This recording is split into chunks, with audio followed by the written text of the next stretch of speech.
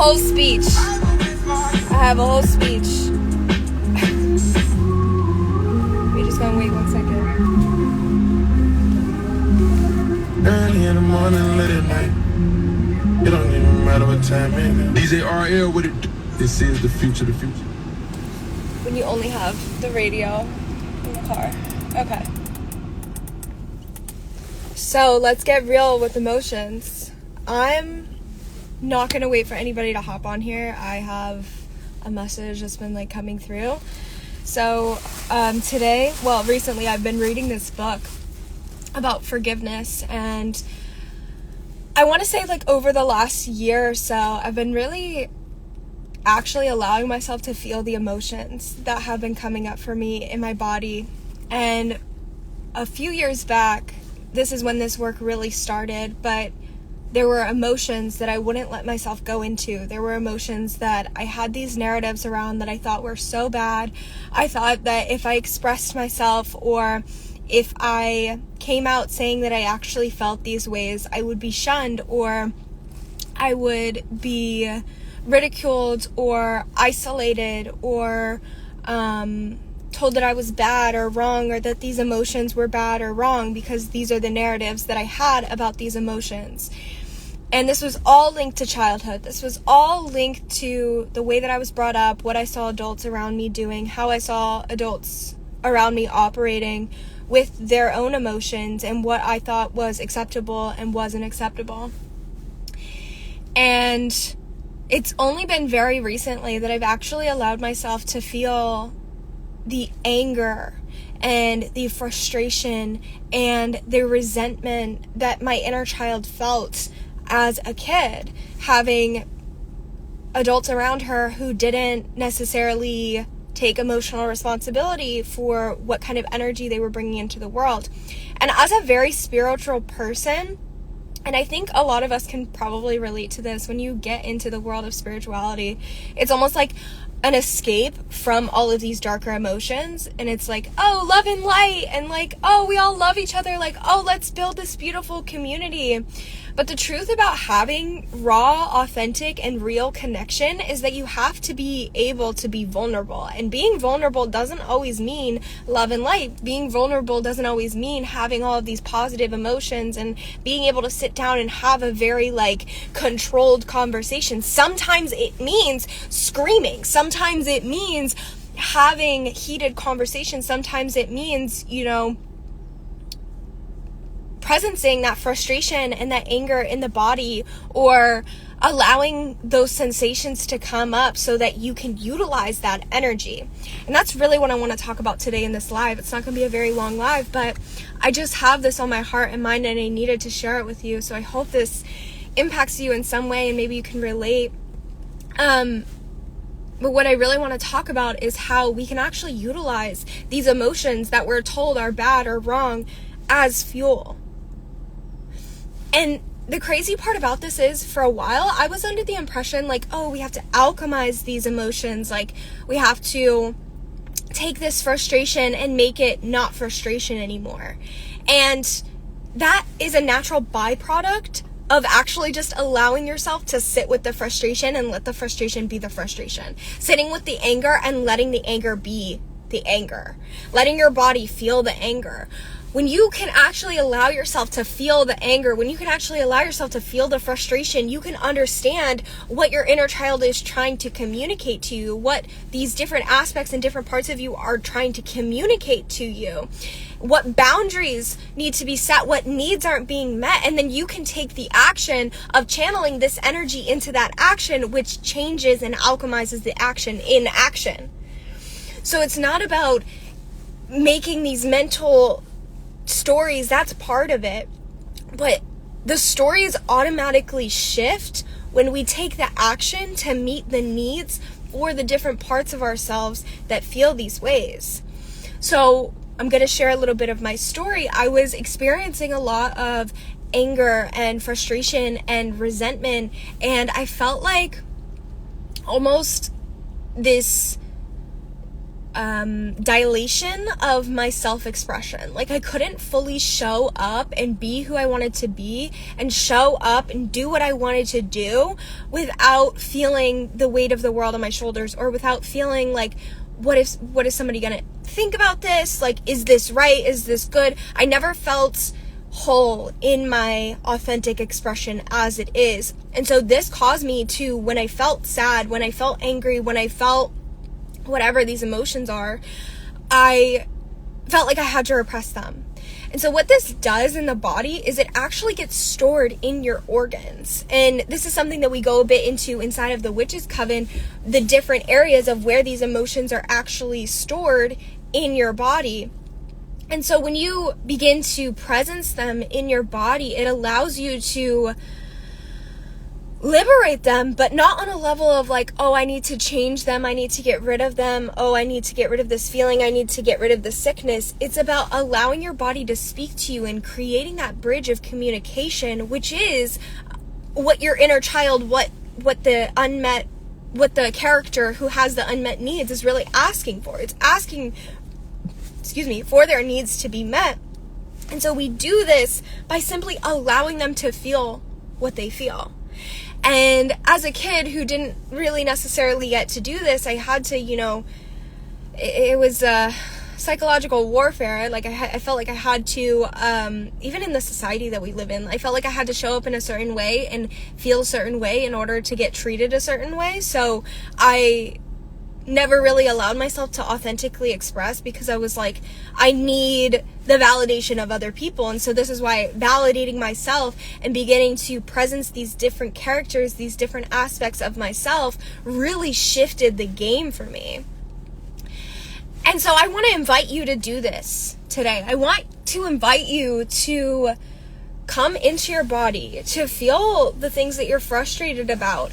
As a woman, we go through our cycle, right? And so for a while, I numbed and suppressed a lot of my emotions with substances, or like coffee, TV, marijuana for a while. And it was like this blanket, and I never felt safe without the blanket. And what I realized is, so a lot of our cycle as women is spent in the luteal phase. And the luteal phase will show you literally exactly how you feel about things. Like, if you want to know how you truly feel about something, wait till you're in your luteal and then ask yourself, and you will know how you truly feel. I was doing this with myself during this part of my cycle, and in the past, I shamed myself for this part of my cycle, because this is the part of my cycle where I'm more reactive, where I'm more like, I get more frustrated, where I have more things to say, where I'm more opinionated.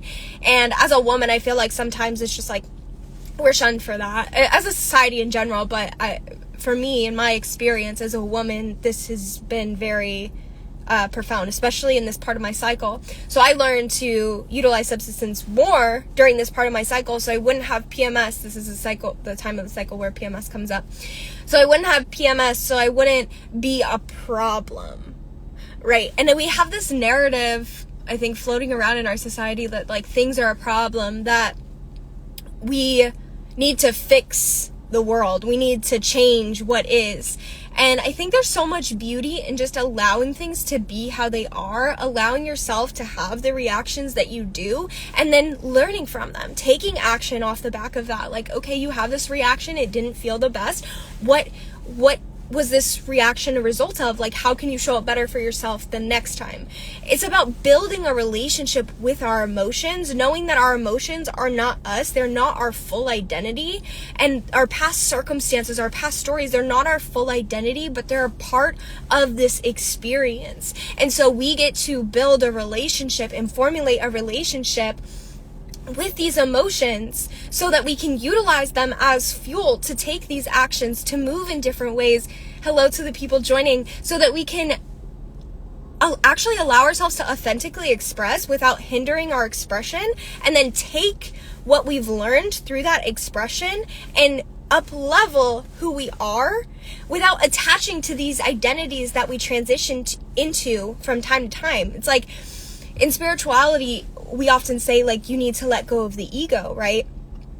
But it's not about letting go of the ego. It's about allowing your identity or your ego to be fluid. It's about allowing yourself to transition into these different states and express yourself from these different states, not making yourself bad or wrong, allowing yourself to feel different feelings based on different circumstances. That's the whole point of life. Right? So when we actually allow ourselves to be in this way, and we don't have all of these structures in our mind telling us, oh, you can't do this, or you can't do this, or because you feel like you feeling this way is wrong.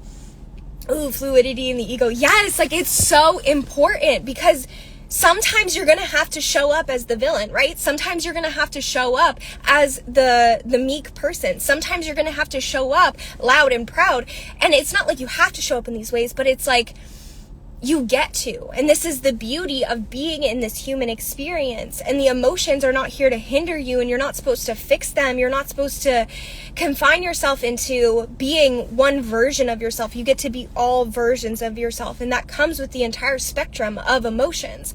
And the people who can actually get the farthest in life, do the most with their life, are the people who don't let their emotions mean anything about them, which means they're not attached to the ego or the identity. And this is what the true essence of letting go of the ego that spiritual people often talk about really is. It's this core thing of not allowing yourself to, of not confining yourself to be attached to one ego, to be attached to one emotion. When we get attached to one emotion like blame or whatever, that's what actually sends us into the victim state. That's what actually sends us into the freeze state, because we're not allowing ourselves the fluidity of actually expressing ourselves differently.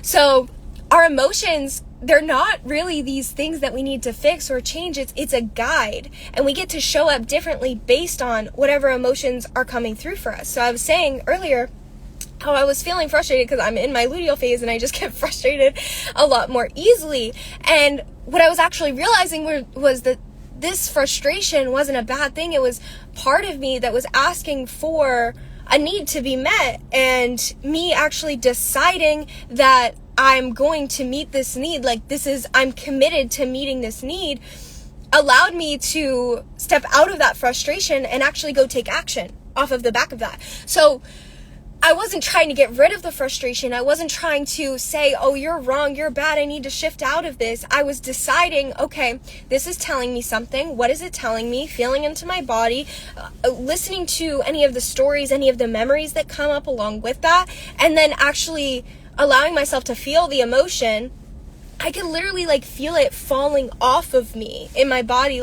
You know how you sometimes get spasms, or you just you feel energy coming off of you? That's how I was feeling. It was just oh, this can be liberated from my system now, because I have now committed to actually taking the action that this emotion is asking for.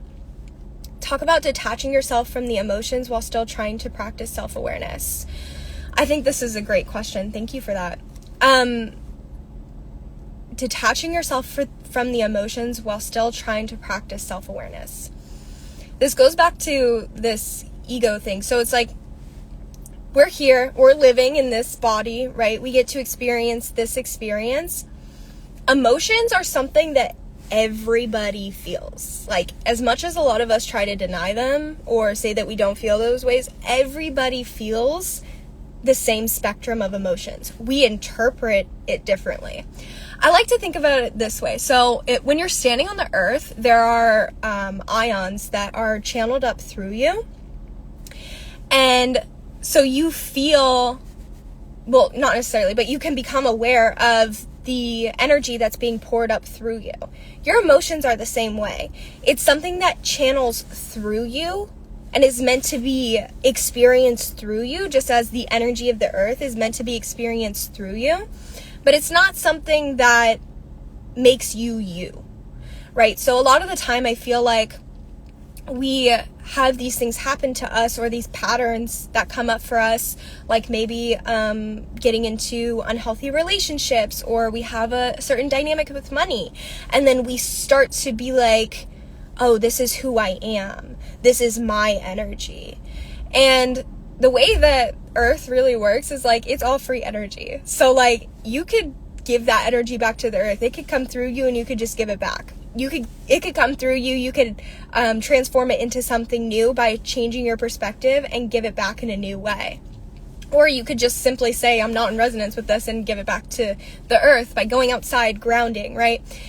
Your emotions are the same way. It's just energy. It's just energy. And this is something that was so revolutionary for me to understand, especially when I started diving more into like new age spirituality things, was this realization that it's all just energy. It's not personal, it's vibrational. It's objective.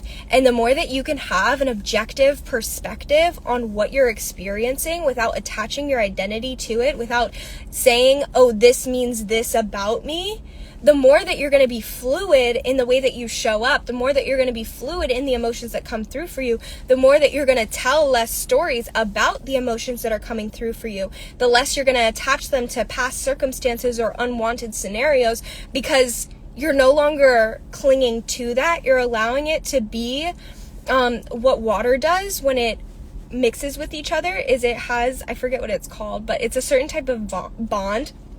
And it actually like links and then unlinks and then links and unlinks. And that's how we get to be with our emotions. That's how we get to move with the things that come up for us. Nothing is permanent. Everything can change in a split second. And when you fully embody this, your emotions no longer become these obstacles that you have to work through, or these tedious things that you have to filter through or alchemize. It becomes this experience that you get to start to understand and get curious about.